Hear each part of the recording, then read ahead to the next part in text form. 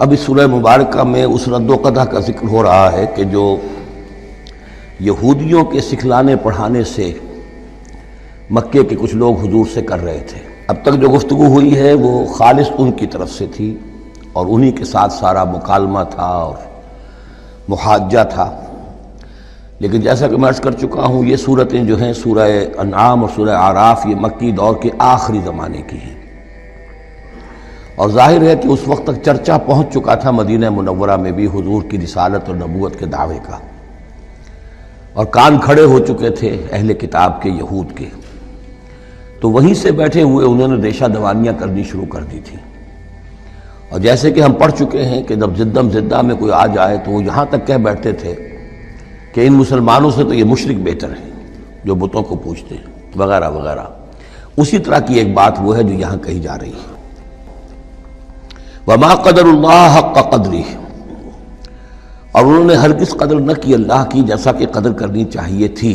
اس قالو جب کہ انہوں نے کہا ما انزل اللہ علی بشر من شیء،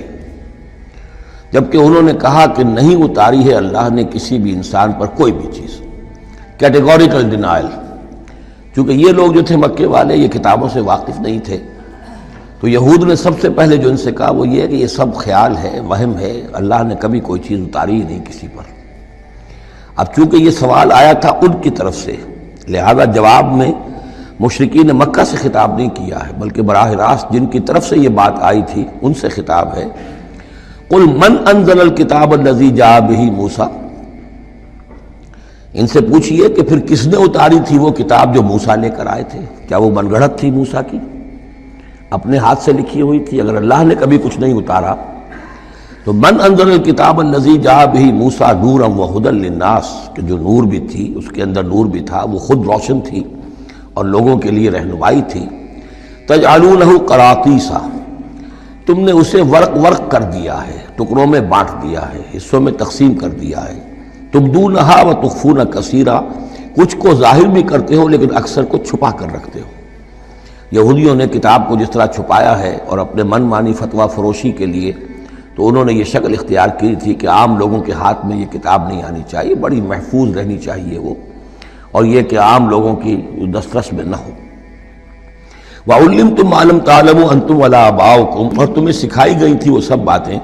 جو نہ تم جانتے تھے تمہارے آباء و اجداد جانتے تھے۔ قُلِ اللَّهُ، کہیے یہ سب اللہ نے نازل کیا، تورات بھی اللہ نے نازل فرمائی تھی، انجیل بھی اللہ نے نازل فرمائی تھی، اب یہ قرآن بھی اللہ نے نازل فرمایا ہے۔ ثُمَّ ذَرْهُمْ فِي خَوْضِهِمْ يَلْعَبُونَ، پھر یہ بات کہنے کے بعد اے نبی صلی اللہ علیہ وسلم ان کو چھوڑ دیجئے اور ان سے کنارہ کشی کر لیجئے، وہ اپنی باتوں میں خرافات کے اندر کھیلتے رہیں۔